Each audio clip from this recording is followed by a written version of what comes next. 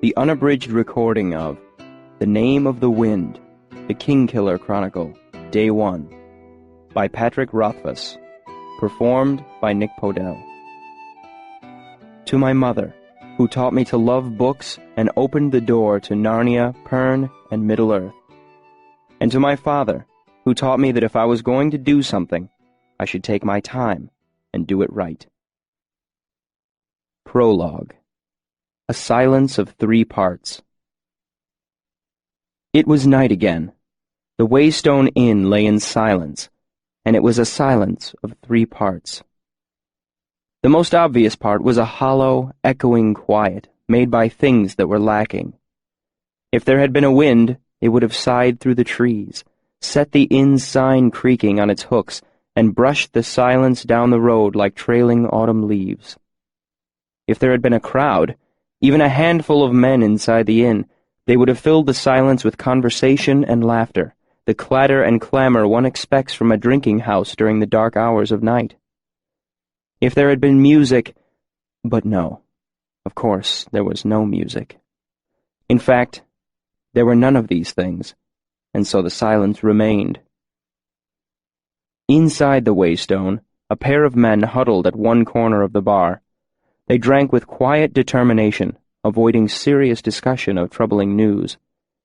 In doing this, they added a small, sullen silence to the larger, hollow one. It made an alloy of sorts, a counterpoint. The third silence was not an easy thing to notice. If you listened for an hour, you might begin to feel it in the wooden floor underfoot and in the rough, splintering barrels behind the bar. It was in the weight of the black stone hearth that held the heat of a long dead fire. It was in the slow back and forth of a white linen cloth rubbing along the grain of the bar. And it was in the hands of the man who stood there, polishing a stretch of mahogany that already gleamed in the lamplight. The man had true red hair, red as flame. His eyes were dark and distant, and he moved with the subtle certainty that comes from knowing many things.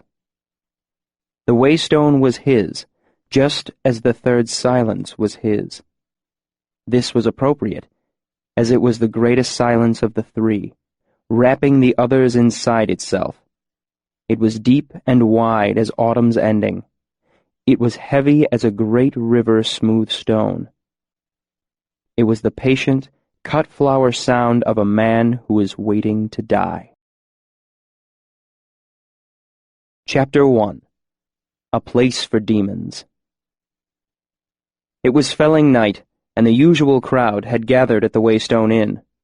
5 wasn't much of a crowd, but 5 was as many as the Waystone ever saw these days, times being what they were. Old Cobb was filling his role as storyteller and advice dispensary. The men at the bar sipped their drinks and listened. In the back room, a young innkeeper stood out of sight behind the door, smiling as he listened to the details of a familiar story. When he woke, Taborlin the Great found himself locked in a high tower. They had taken his sword and stripped him of his tools. Key, coin, and candle were all gone. But that wasn't even the worst of it, you see. Cobb paused for effect. 'Cause the lamps on the wall were burning blue. Graham, Jake, and Shep nodded to themselves. The 3 friends had grown up together, listening to Cobb's stories and ignoring his advice. Cobb peered closely at the newer, more attentive member of his small audience, the smith's apprentice. "Do you know what that meant, boy?" Everyone called the smith's apprentice boy, despite the fact that he was a hand taller than anyone there. Small towns being what they are, he would most likely remain boy until his beard filled out or he bloodied someone's nose over the matter. The boy gave a slow nod. "The Chandrian?" "That's right," Cobb said approvingly. "The Chandrian. Everyone knows that blue fire is one of their signs. Now, he was— But how'd they find him?" the boy interrupted. "And why didn't they kill him when they had the chance?" "Hush now. You'll get all the answers before the end," Jake said. "Just let him tell it." "No need for all that, Jake," Graham said. "Boy's just curious. Drink your drink." "I drank me drink already," Jake grumbled. "I need t'other, but the innkeeper's still skinning rats in the back room." He raised his voice and knocked his empty mug hollowly on the top of the mahogany bar. "Oi! We're thirsty men in here!" The innkeeper appeared with 5 bowls of stew and 2 warm, round loaves of bread. He pulled more beer for Jake, Shep, and Old Cobb, moving with an air of bustling efficiency. The story was set aside while the men tended to their dinners. Old Cobb tucked away his bowl of stew with the predatory efficiency of a lifetime bachelor. The others were still blowing steam off their bowls when he finished the last of his loaf and returned to his story. Now, Taborlin needed to escape, but when he looked around, he saw his cell had no door, no windows. All around him was nothing but smooth, hard stone. It was a cell no man had ever escaped. But Taborlin knew the names of all things, and so all things were his to command. He said to the stone, "Break!" and the stone broke. The wall tore like a piece of paper, and through that hole Taborlin could see the sky and breathe the sweet spring air. He stepped to the edge, looked down, and without a second thought, he stepped out into the open air. The boy's eyes went wide. "He didn't!" Cobb nodded seriously. So Taborlin fell, but he did not despair, for he knew the name of the wind, and so the wind obeyed him. He spoke to the wind, and it cradled and caressed him. It bore him to the ground as gently as a puff of thistledown and set him on his feet softly as a mother's kiss. And when he got to the ground and felt his side where they'd stabbed him, he saw that it weren't hardly a scratch. Now maybe it was just a piece of luck. Cobb tapped the side of his nose knowingly. Or maybe it had something to do with the amulet he was wearing under his shirt. "What amulet?" the boy asked eagerly through a mouthful of stew. Old Cobb leaned back on his stool, glad for the chance to elaborate. A few days earlier, Taborlin had met a tinker on the road, and even though Taborlin didn't have much to eat, he shared his dinner with the old man. "Right sensible thing to do," Graham said quietly to the boy. "Everyone knows.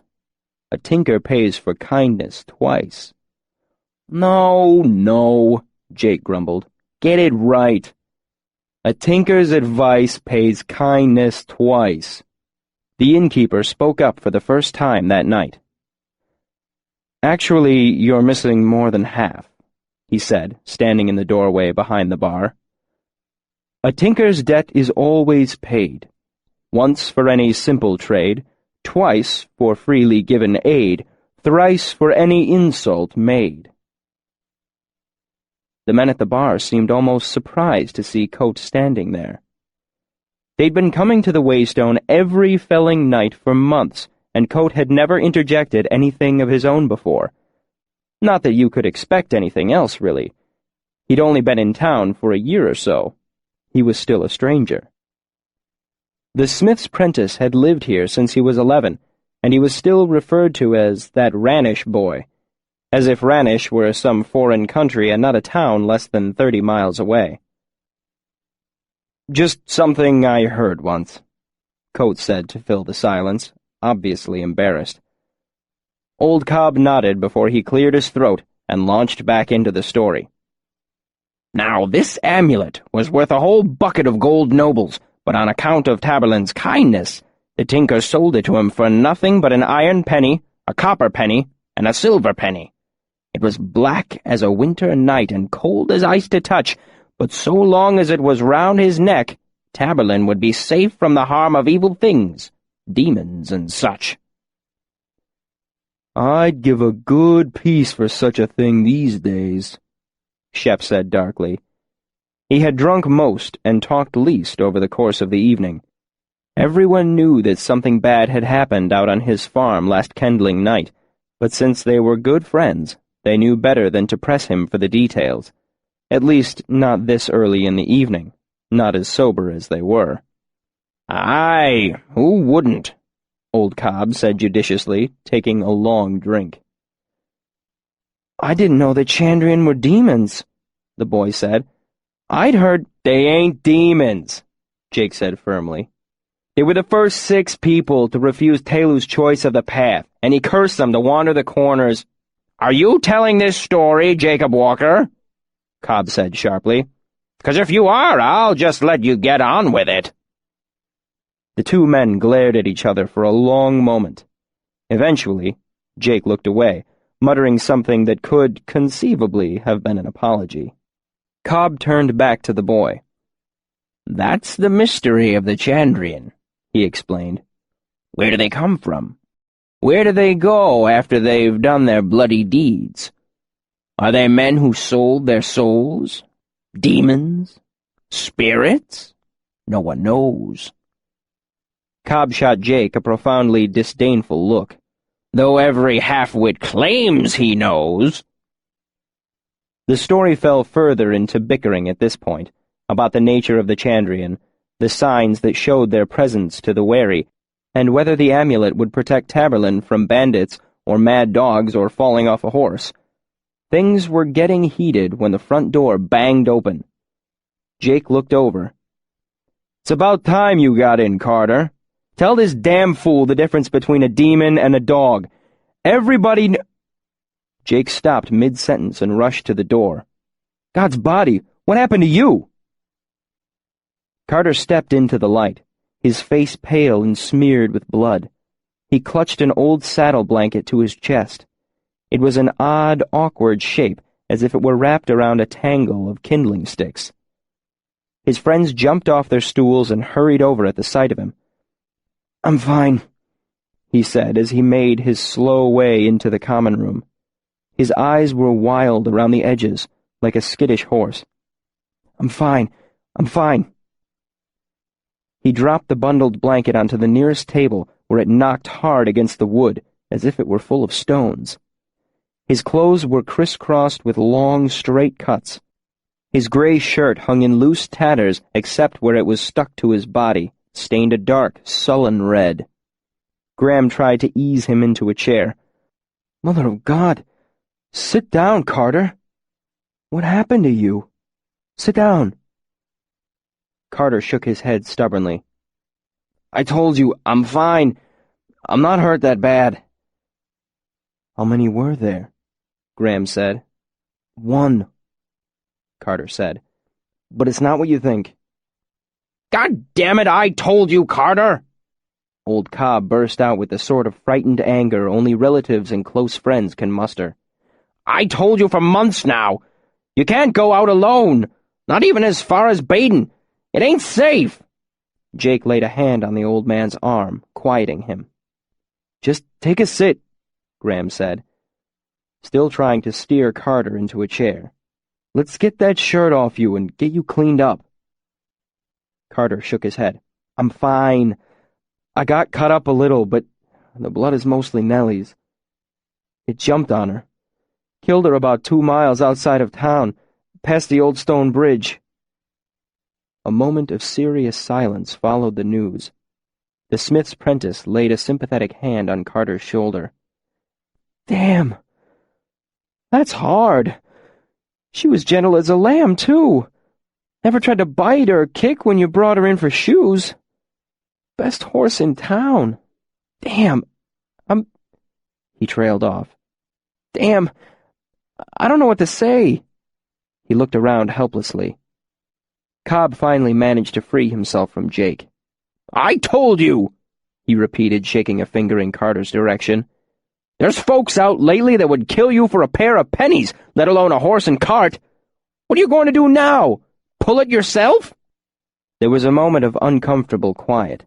Jake and Cobb glared at each other while the rest seemed at a loss for words, unsure of how to comfort their friend. The innkeeper moved carefully through the silence.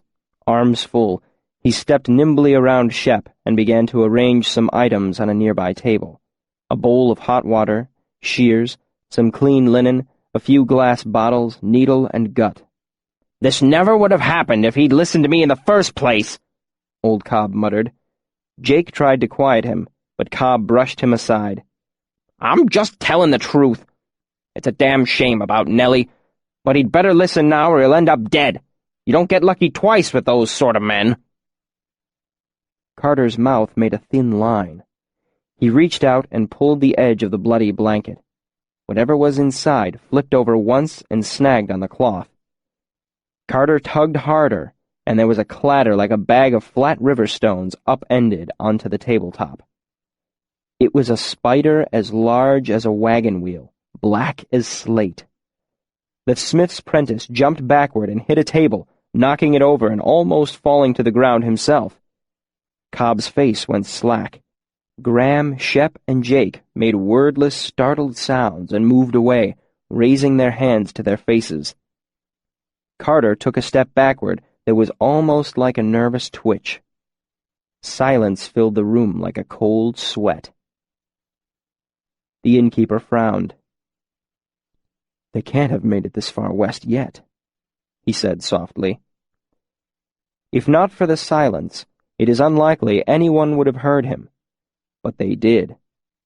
Their eyes pulled away from the thing on the table to stare mutely at the red-haired man. Jake found his voice first. "You know what this is?" The innkeeper's eyes were distant. "Scrael," he said distractedly. "I'd thought the mountains—" "Scrael!" Jake broke in. "Blackened body of God, Coat! You've seen these things before?"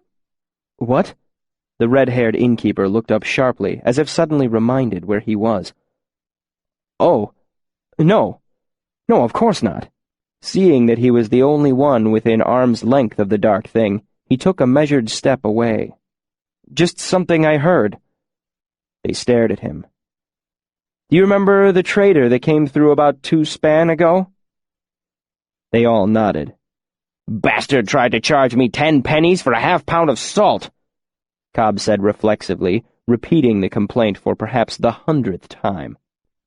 "Wish I'd bought some," Jake mumbled.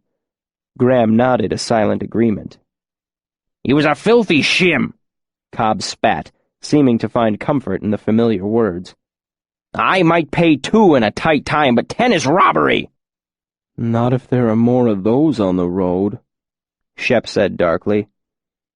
All eyes went back to the thing on the table. "He told me he'd heard of them over near Melcombe," Coat said quickly, watching everyone's faces as they studied the thing on the table. "I thought he was just trying to drive up his prices." "What else did he say?" Carter asked. The innkeeper looked thoughtful for a moment, then shrugged. "I didn't get the whole story.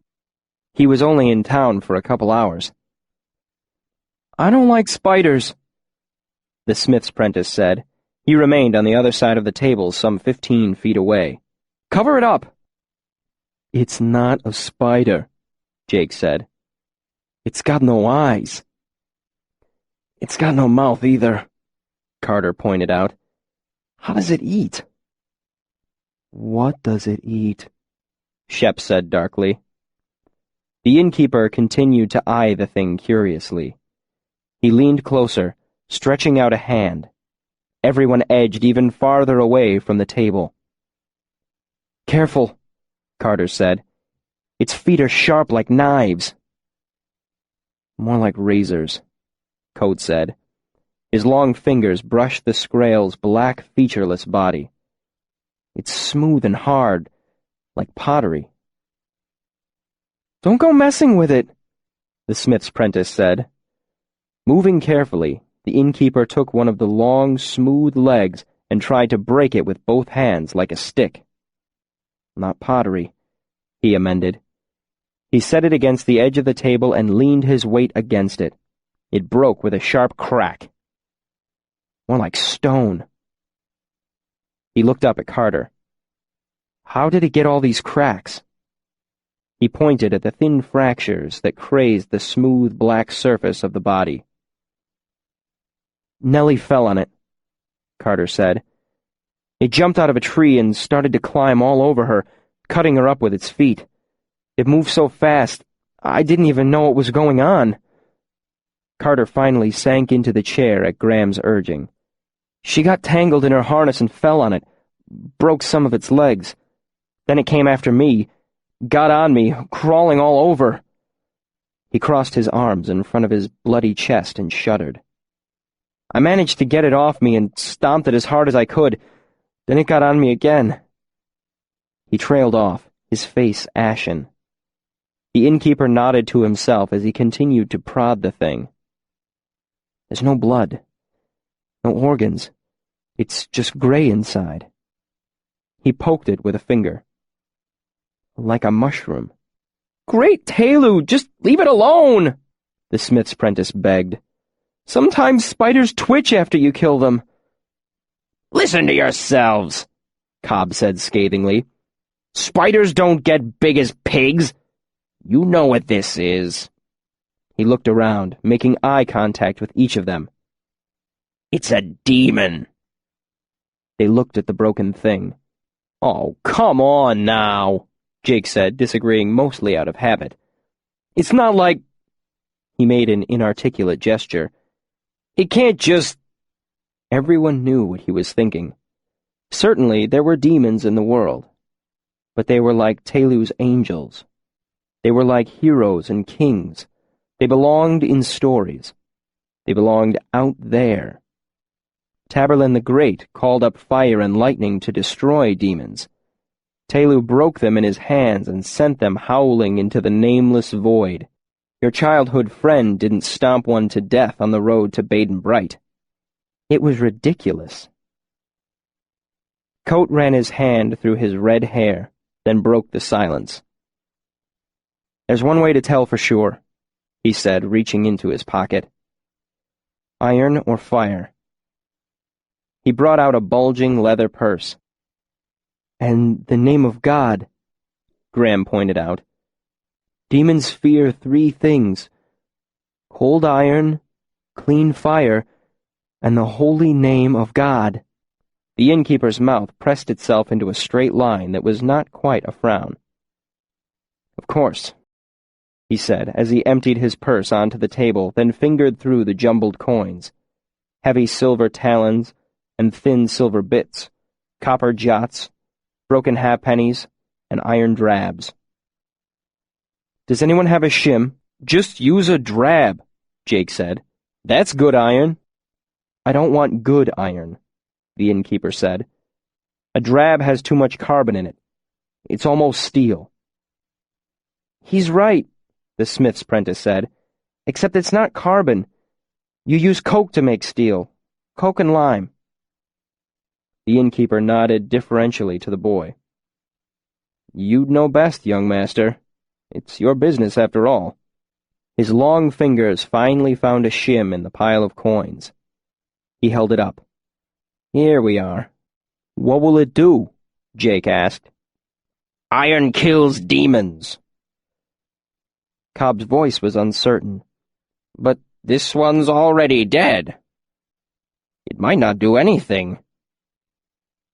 One way to find out. The innkeeper met each of their eyes briefly, as if measuring them. Then he turned purposefully back to the table, and they edged farther away. Coat pressed the iron shim to the black side of the creature, and there was a short, sharp crackling sound, like a pine log snapping in a hot fire. Everyone startled, then relaxed when the black thing remained motionless. Cobb and the others exchanged shaky smiles, like boys spooked by a ghost story. Their smiles went sour as the room filled with the sweet, acrid smell of rotting flowers and burning hair. The innkeeper pressed the shim onto the table with a sharp click. Well, he said, brushing his hands against his apron, I guess that settles that. What do we do now? Hours later, the innkeeper stood in the doorway of the Waystone and let his eyes relax to the darkness. Footprints of lamplight from the inn's windows fell across the dirt road and the doors of the smithy across the way. It was not a large road or well-traveled. It didn't seem to lead anywhere, as some roads do. The innkeeper drew a deep breath of autumn air and looked around restlessly, as if waiting for something to happen. He called himself Coate. He had chosen the name carefully when he came to this place. He had taken a new name for most of the usual reasons, and for a few unusual ones as well, not the least of which was the fact that names were important to him. Looking up, he saw 1,000 stars glittering in the deep velvet of a night with no moon. He knew them all, their stories and their names. He knew them in a familiar way, the way he knew his own hands. Looking down, Coate sighed without knowing it, and went back inside. He locked the door and shuttered the wide windows of the inn, as if to distance himself from the stars and all their varied names. He swept the floor methodically, catching all the corners. He washed the tables and the bar, moving with a patient efficiency. At the end of an hour's work, the water in his bucket was still clean enough for a lady to wash her hands in. Finally, he pulled a stool behind the bar and began to polish the vast array of bottles nestled between the two huge barrels. He wasn't nearly as crisp and efficient about this chore as he had been with the others, and it soon became obvious the polishing was only an excuse to touch and hold. He even hummed a little, although he did not realize it, and he would have stopped himself if he had known. As he turned the bottles in his long, graceful hands, the familiar motion eased a few tired lines from his face, making him seem younger, certainly not yet 30, not even near 30. Young for an innkeeper, young for a man with so many tired lines remaining on his face. Coate came to the top of the stairs and opened the door. His room was austere, almost monkish. There was a black stone fireplace in the center of the room, a pair of chairs, and a small desk. The only other furniture was a narrow bed with a large, dark chest at its foot. Nothing decorated the walls or covered the wooden floor. There were footsteps in the hall, and a young man stepped into the room carrying a bowl of stew that steamed and smelled of pepper. He was dark and charming, with a quick smile and cunning eyes. "You haven't been this late in weeks," he said as he handed over the bowl. "There must have been good stories tonight, Reshi." Reshi was another of the innkeeper's names, a nickname almost. The sound of it tugged one corner of his mouth into a wry smile as he sank into the deep chair in front of the fire. "So, what did you learn today, Bast?" "Today, master, I learned why great lovers have better eyesight than great scholars." "And why is that, Bast?" Coate asked, amusement touching the edges of his voice. Bast closed the door and returned to sit in the second chair, turning it to face his teacher and the fire. He moved with a strange delicacy and grace, as if he were close to dancing. "Well, Reshi, all the rich books are found inside where the light is bad, but lovely girls tend to be out in the sunshine and therefore much easier to study without risk of injuring one's eyes." Coate nodded. "But an exceptionally clever student could take a book outside, thus bettering himself without fear of lessening his much-loved faculty of sight." "I thought the same thing, Reshi, being, of course, an exceptionally clever student." "Of course. But when I found a place in the sun where I could read, a beautiful girl came along and kept me from doing anything of the sort." Bast finished with a flourish. Coate sighed. "Am I correct in assuming you didn't manage to read any of Selim Tintur today?" Bast managed to look somewhat ashamed. Looking into the fire, Coate tried to assume a stern face and failed. "Ah, Bast, I hope she was lovely as a warm wind in the shade. I'm a bad teacher to say it, but I'm glad. I don't feel up to a long bout of lessons right now." There was a moment of silence. "Carter was attacked by a Skraeling tonight." Bast's easy smile fell away like a cracked mask, leaving his face stricken and pale. The Scrael? He came halfway to his feet as if he would bolt from the room, then gave an embarrassed frown and forced himself back down into his chair. How do you know? Who found his body? He's still alive, Bast.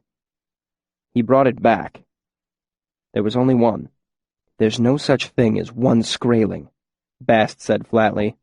You know that. I know, Coate said. The fact remains, there was only one. And he killed it? Bast said. It couldn't have been a Scraeling. Maybe... Bast. It was one of the Scrael. I saw it. Coate gave him a serious look. He was lucky, that's all. Even so, he was badly hurt. 48 stitches. I used up nearly all my gut. Coate picked up his bowl of stew. If anyone asks, tell them my grandfather was a caravan guard who taught me how to clean and stitch a wound. They were too shocked to ask about it tonight, but tomorrow some of them might get curious. I don't want that. He blew into his bowl, raising a cloud of steam around his face. What did you do with the body? I didn't do anything with it, Coate said pointedly. I am just an innkeeper. This sort of thing is quite beyond me. Reshi, you can't just let them muddle through this on their own. Coate sighed. They took it to the priest. He did all the right things for all the wrong reasons. Bast opened his mouth, but Coate continued before he could say anything. Yes, I made sure the pit was deep enough. Yes, I made sure there was rowan wood in the fire. Yes, I made sure it burned long and hot before they buried it. And yes, I made sure that no one kept a piece of it as a souvenir. He scowled, his eyebrows drawing together. I'm not an idiot, you know. Bast visibly relaxed, settling back into his chair. I know you're not, Reshi, but I wouldn't trust half these people to piss leeward without help. He looked thoughtful for a moment. I can't imagine why there was only one. Maybe they died coming over the mountains, Coate suggested. All but this one. It's possible, Bast admitted reluctantly. Maybe it was that storm from a couple days back, Coate pointed out. A real wagon tipper, as we used to say back in the troop. All the wind and rain might have scattered one loose from the pack. I like your first idea better, Reshi, Bast said uncomfortably. 3 or 4 Scrael would go through this town like a hot knife through butter? More like several hot knives through several dozen farmers, Bast said dryly. These people can't defend themselves. I bet there aren't even 6 swords in this whole town. Not that a sword would do much good against the Scrael. There was a long moment of thoughtful silence. After a moment, Bast began to fidget. Any news? Coate shook his head. They didn't get to the news tonight. Carter disrupted things while they were still telling stories. That's something, I suppose. They'll be back tomorrow night. It'll give me something to do. Coate poked his spoon idly into the stew. I should have bought the Scrael from Carter, he mused. He could have used the money for a new horse.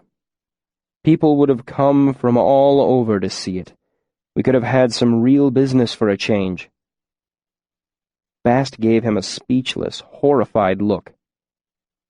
Coate made a pacifying gesture with the hand that held the spoon. I'm joking, Bast. He gave a weak smile. Still, would have been nice. No, Reshi, it most certainly would not have been nice, Bast said emphatically. People would have come from all over to see it, he repeated derisively. Indeed. The business would have been nice, Coate clarified. Busyness would be nice. He jabbed his spoon into the stew again. Anything would be nice. They sat for a long moment. Coat scowling down into the bowl of stew in his hands, his eyes far away. "It must be awful for you here, Bast," he said at last. "You must be numb with boredom." Bast shrugged. "There are a few young wives in town, a scattering of daughters." He grinned like a child. "I tend to make my own fun." "That's good, Bast." There was another silence. Coat took another spoonful, chewed, swallowed. "They thought it was a demon, you know." Bast shrugged. "It might as well be, Reshi. It's probably the best thing for them to think. I know. I encourage them, in fact. But you know what that means." He met Bast's eyes. "The blacksmith is going to be doing a brisk business in the next couple of days." Bast's expression went carefully blank. "Oh." Coat nodded. "I won't blame you if you want to leave, Bast. You have better places to be than this." Bast's expression was shocked. "I couldn't leave, Reshi." He opened and closed his mouth a few times, at a loss for words. "Who else would teach me?" Coat grinned, and for a moment his face showed how truly young he was. Behind the weary lines and the placid innkeeper's expression, he looked no older than his dark-haired companion. "Who indeed?" He gestured toward the door with his spoon. "Go do your reading, then, or bother someone's daughter. I'm sure you have better things to do than watch me eat." "Actually—" "Begone, demon!"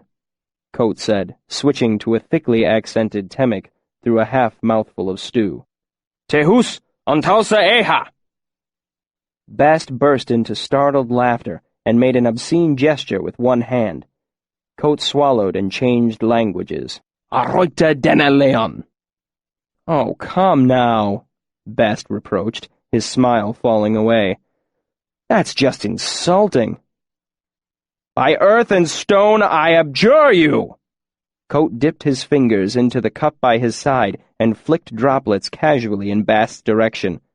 "Glamour be banished!" "With cider?"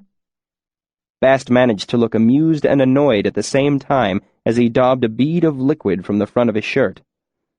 "This better not stain." Coat took another bite of his dinner. "Go soak it. If the situation becomes desperate, I recommend you avail yourself of the numerous solvent formula extant in Selim Tintur. Chapter 13, I believe." "Fine." Bast stood and walked to the door, stepping with his strange casual grace. "Call if you need anything." He closed the door behind himself. Coat ate slowly, mopping up the last of the stew with a piece of bread. He looked out the window as he ate, or tried to, as the lamplight turned its surface mirror-like against the dark behind it. His eyes wandered the room restlessly. The fireplace was made of the same black rock as the one downstairs. It stood in the center of the room, a minor feat of engineering of which Coat was rather proud. The bed was small, little more than a cot, and if you were to touch it, you would find the mattress almost non-existent. A skilled observer might notice there was something his gaze avoided, the same way you avoid meeting the eye of an old lover at a formal dinner, or that of an old enemy sitting across the room in a crowded alehouse late at night. Coat tried to relax, failed, fidgeted, sighed, shifted in his seat, and without willing it, his eyes fell on the chest at the foot of the bed. It was made of roe, a rare heavy wood, dark as coal and smooth as polished glass. Prized by perfumers and alchemists, a piece the size of your thumb was easily worth gold.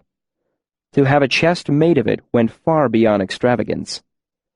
The chest was sealed 3 times. It had a lock of iron, a lock of copper, and a lock that could not be seen.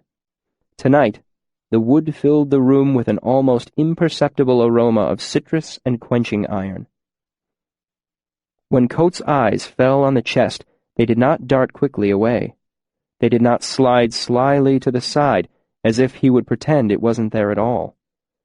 But in a moment of looking, his face regained all the lines the simple pleasures of the day had slowly smoothed away. The comfort of his bottles and books was erased in a second, leaving nothing behind his eyes but emptiness and ache. For a moment, fierce longing and regret warred across his face. Then they were gone, replaced by the weary face of an innkeeper, a man who called himself Coate. He sighed again without knowing it, and pushed himself to his feet. It was a long time before he walked past the chest to bed. Once in bed, it was a long time before he slept. As Coate had guessed, they came back to the Waystone the next night for dinner and drinks. There were a few half-hearted attempts at stories, but they died out quickly. No one was really in the mood.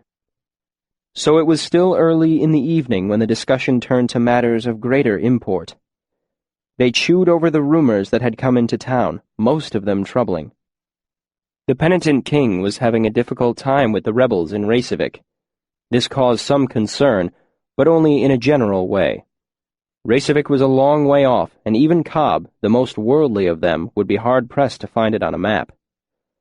They discussed the war in their own terms.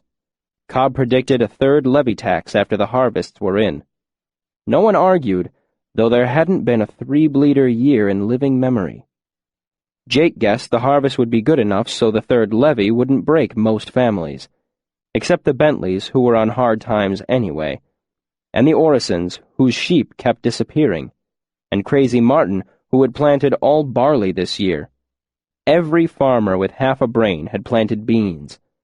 That was one good thing about all the fighting. Soldiers ate beans, and prices would be high. After a few more drinks, deeper concerns were voiced. Deserter soldiers and other opportunists were thick on the roads, making even short trips risky. The roads were always bad, of course, in the same way that winter was always cold. You complained, took sensible precautions, and got on with the business of living your life. But this was different. Over the last 2 months, the roads had become so bad that people had stopped complaining. The last caravan had 2 wagons and 4 guards. The merchant had been asking 10 pennies for half a pound of salt, 15 for a loaf of sugar. He didn't have any pepper or cinnamon or chocolate. He did have 1 small sack of coffee, but he wanted 2 silver talents for that. At first, people had laughed at his prices. Then, when he held firm, folk had spat and cursed at him. That had been 2 span ago, 22 days. There had not been another serious trader since, even though this was the season for it. So despite the third levy tax, looming large in everyone's minds, people were looking in their purses and wishing they'd bought a little something, just in case the snow came early. No one spoke of the previous night, of the thing they had burned and buried. Other folk were talking, of course. The town was alive with gossip. Carter's wounds ensured that the stories were taken half seriously, but not much more than half. The word demon was being spoken, but it was with smiles half hidden behind raised hands. Only the 6 friends had seen the thing before it was burned. One of them had been wounded, and the others had been drinking. The priest had seen it too, but it was his job to see demons. Demons were good for his business. The innkeeper had seen it too, apparently, but he wasn't from around here. He couldn't know the truth that was so apparent to everyone born and raised in this little town. Stories were told here, but they happened somewhere else. This was not a place for demons. Besides, things were bad enough without borrowing trouble. Cobb and the rest knew there was no sense talking about it. Trying to convince folk would only make them a laughingstock like Crazy Martin, who had been trying to dig a well inside his own house for years now. Still, each of them bought a piece of cold wrought iron from the smith, heavy as they could swing, and none of them said what they were thinking. Instead, they complained that the roads were bad and getting worse. They talked about merchants and deserters and levies, and not enough salt to last the winter. They reminisced that 3 years ago no one would have even thought of locking their doors at night, let alone barring them. The conversation took a downward turn from there, and even though none of them said what they were thinking, the evening ended on a grim note. Most evenings did these days, times being what they were. Chapter 2. A Beautiful Day. It was one of those perfect autumn days so common in stories and so rare in the real world. The weather was warm and dry, ideal for ripening a field of wheat or corn. On both sides of the road the trees were changing color. Tall poplars had gone a buttery yellow, while the shrubby sumac encroaching on the road was tinged a violent red. Only the old oaks seemed reluctant to give up the summer, and their leaves remained an even mingling of gold and green. Everything said you couldn't hope for a nicer day to have a half-dozen ex-soldiers with hunting bows relieve you of everything you owned. "She's not much of a horse, sir," Chronicler said. "One small step above a dray, and when it rains, she—" The man cut him off with a sharp gesture. "Listen, friend. The King's army is paying good money for anything with 4 legs and at least 1 eye. If you were stark mad and riding a hobby horse down the road, I'd still take it off you." Their leader had an air of command about him. Chronicler guessed he had been a low-ranking officer not long ago. "Just hop down," he said seriously. "We'll get this done with and you can be on your way." Chronicler climbed down from his horse.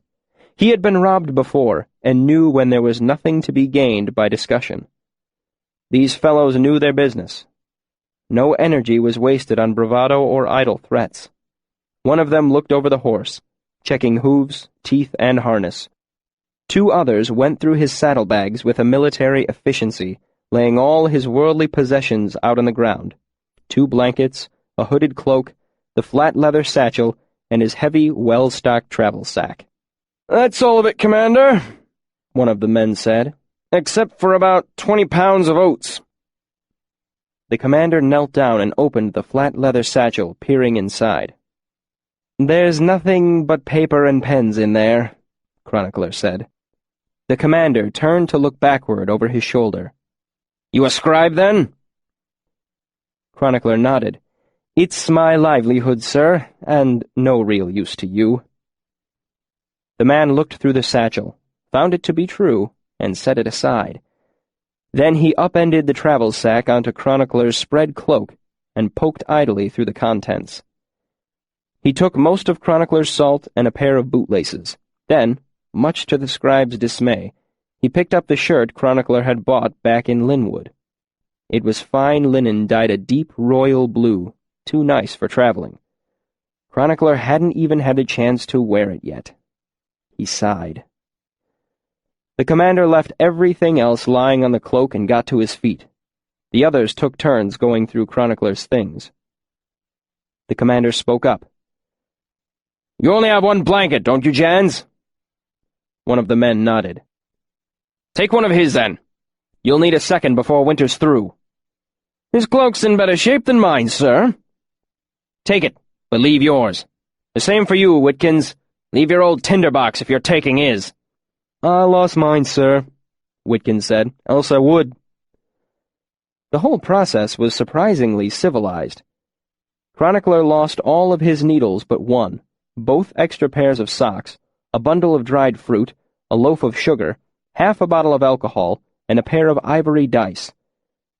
They left him the rest of his clothes, his dried meat, and a half-eaten loaf of incredibly stale rye bread. His flat leather satchel remained untouched. While the men repacked his travel sack, the commander turned to Chronicler. "Let's have the purse, then." Chronicler handed it over. "And the ring?" "There's hardly any silver in it," Chronicler mumbled as he unscrewed it from his finger. "What's that around your neck?" Chronicler unbuttoned his shirt, revealing a dull ring of metal hanging from a leather cord. "Just iron, sir." The commander came close and rubbed it between his fingers before letting it fall back against Chronicler's chest. "Keep it, then.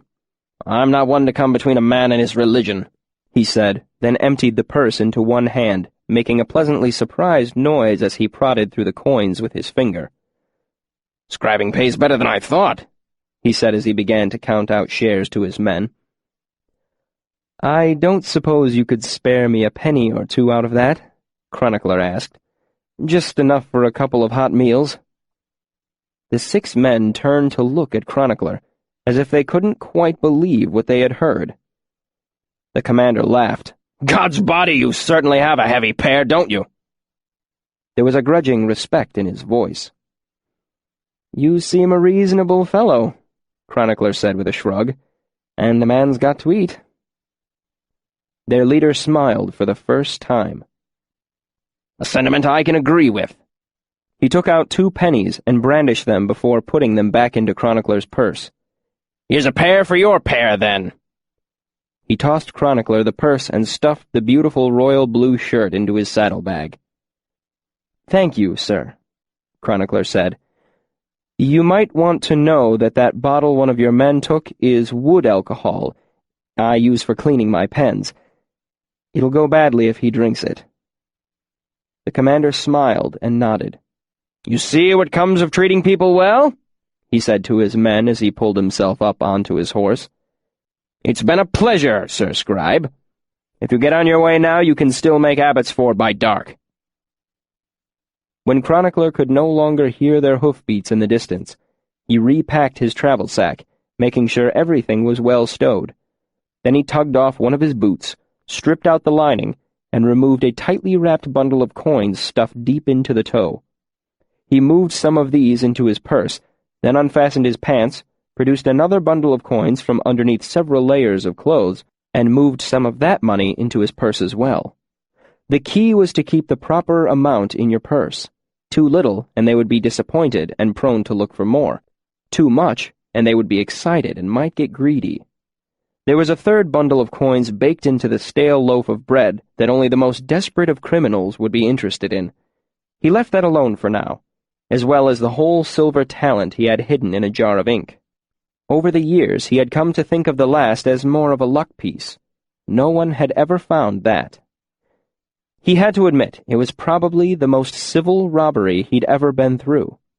They had been genteel, efficient, and not terribly savvy.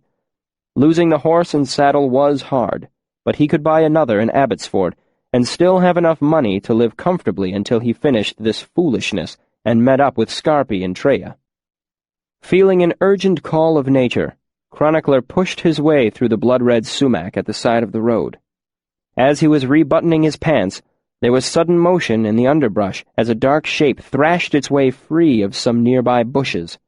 Chronicler staggered back, crying out in alarm before he realized it was nothing more than a crow beating its wings into flight. Chuckling at his own foolishness, he straightened his clothes and made his way back to the road through the sumac, brushing away invisible strands of spiderweb that clung tickling to his face. As he shouldered his travel sack and satchel, Chronicler found himself feeling remarkably light-hearted. The worst had happened, and it hadn't been that bad.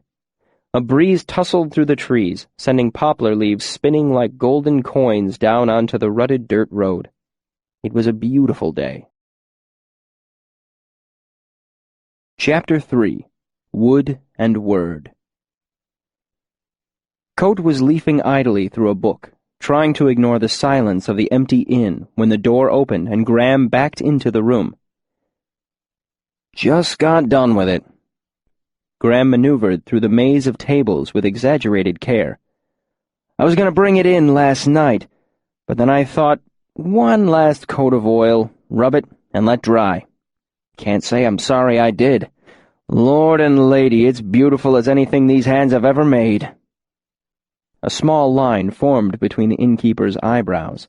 Then, seeing the flat bundle in the man's arms, he brightened. "Ah, the mounting board!"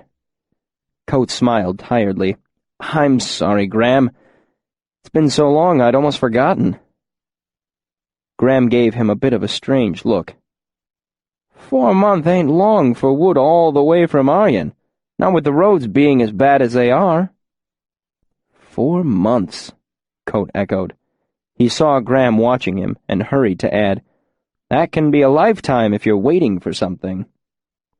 He tried to smile reassuringly, but it came out sickly.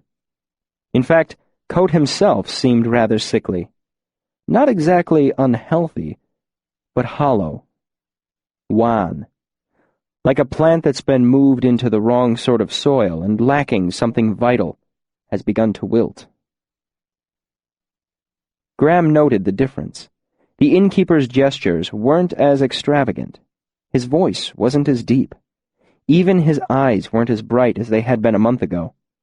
Their color seemed duller. They were less sea foam, less green grass than they had been.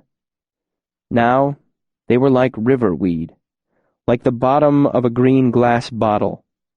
And his hair had been bright before, the color of flame. Now it seemed red. Just red hair color, really. Coat drew back the cloth and looked underneath. The wood was a dark charcoal color with a black grain, heavy as a sheet of iron. 3 dark pegs were set above a word chiseled into the wood. Folly, Graham read. Odd name for a sword. Coat nodded, his face carefully blank. How much do I owe you? He asked quietly. Graham thought for a moment. After what you've given me to cover the cost of the wood... There was a cunning glimmer in the man's eye. Around 1 3. Coat handed over 2 talents. Keep the rest. It's difficult wood to work with. That it is, Graham said with some satisfaction. Like stone under the saw. Try a chisel, like iron. Then after all the shouting was done, I couldn't char it. I noticed that, Coat said with a flicker of curiosity, running a finger along the darker groove the letters made in the wood. How did you manage it? Well, Graham said smugly, after wasting half a day, I took it over to the smithy. Me and the boy managed to sear it with a hot iron. Took us better than 2 hours to get it black. Not a wisp of smoke, but it made a stink like old leather and clover. Damnedest thing. What sort of wood don't burn? Graham waited a minute, but the innkeeper gave no signs of having heard. Where would you like me to hang it, then? Coat roused himself enough to look around the room. You can leave that to me, I think. I haven't quite decided where to put it. Graham left a handful of iron nails and bid the innkeeper good day. Coat remained at the bar, idly running his hands over the wood and the word. Before too long, Bast came out of the kitchen and looked over his teacher's shoulder. There was a long moment of silence, like a tribute given to the dead. Eventually, Bast spoke up. May I ask a question, Reshi?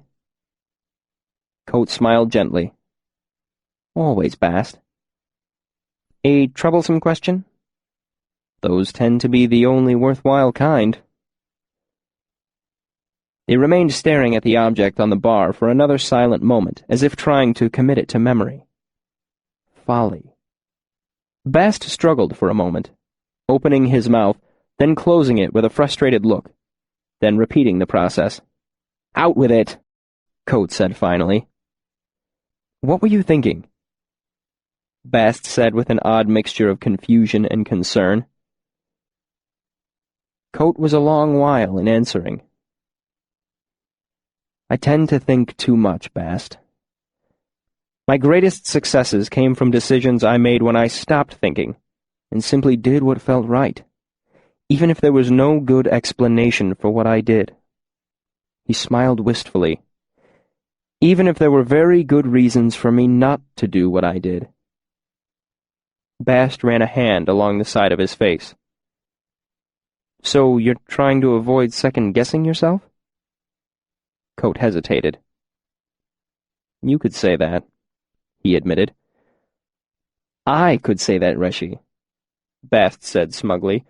You, on the other hand, you would complicate things needlessly. Coat shrugged and turned his eyes back to the mounting board. Nothing to do but find a place for it, I suppose. Out here? Bast's expression was horrified. Coat grinned wickedly, a measure of vitality coming back into his face. "Of course," he said, seeming to savor Bast's reaction. He looked speculatively at the walls and pursed his lips. "Where did you put it, anyway?" "In my room," Bast admitted. "Under my bed." Coat nodded distractedly, still looking at the walls. "Go get it, then." He made a small shooing gesture with one hand, and Bast hurried off, looking unhappy. The bar was decorated with glittering bottles, and Coat was standing on the now vacant counter between the two heavy oak barrels when Bast came back into the room, black scabbard swinging loosely from one hand. Coat paused in the act of setting the mounting board atop one of the barrels and cried out in dismay, "Careful, Bast! You're carrying a lady there, not swinging some wench at a barn dance!" Bast stopped in his tracks and dutifully gathered it up in both hands before walking the rest of the way to the bar. Coat pounded a pair of nails into the wall, twisted some wire, and hung the mounting board firmly on the wall. "Hand it up, would you?" he asked with an odd catch in his voice. Using both hands, Bast held it up to him, looking for a moment like a squire offering up a sword to some bright-armored knight. But there was no knight there, just an innkeeper, just a man in an apron who called himself Coat. He took the sword from Bast and stood upright on the counter behind the bar. He drew the sword without a flourish. It shone a dull gray-white in the room's autumn light. It had the appearance of a new sword. It was not notched or rusted. There were no bright scratches skittering along its dull gray side. But though it was unmarred, it was old. And while it was obviously a sword, it was not a familiar shape. At least no one in this town would have found it familiar. It looked as if an alchemist had distilled a dozen swords, and when the crucible had cooled, this was lying in the bottom, a sword in its pure form. It was slender and graceful. It was deadly as a sharp stone beneath swift water. Coat held it a moment. His hand did not shake. Then he set the sword on the mounting board. Its gray-white metal shone against the dark row behind it. While the handle could be seen, it was dark enough to be almost indistinguishable from the wood. The word beneath it, black against blackness, seemed to reproach folly. Coat climbed down, and for a moment he and Bast stood side by side, silently looking up. Bast broke the silence. "It is rather striking," he said, as if he regretted the truth. "But—" He trailed off, trying to find appropriate words. He shuddered. Coat clapped him on the back, oddly cheerful.